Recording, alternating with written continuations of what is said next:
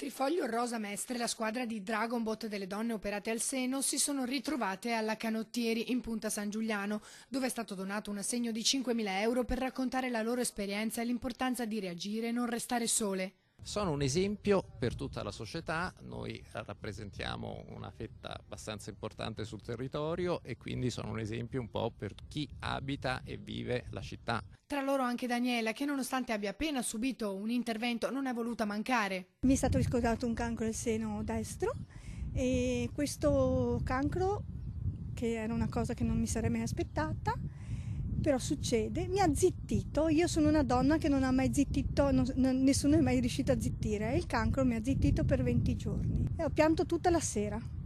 Poi lunedì mi chiamano e mi dice: Daniela, giovedì prossimo intervento. Ho detto sono pronta.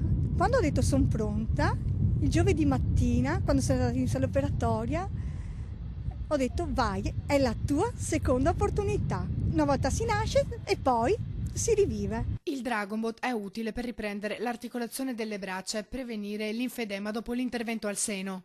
Che lo affrontino con tranquillità e poi ci vengano a trovare qui e vedranno che troveranno un ambiente che le aiuta molto, sia a livello fisico sia a livello, chiamiamolo, emotivo. La squadra, nata nel 2012, vanta già una medaglia di bronzo ai mondiali 2016 a Mosca e la partecipazione ai mondiali per club nel 2017 a Venezia.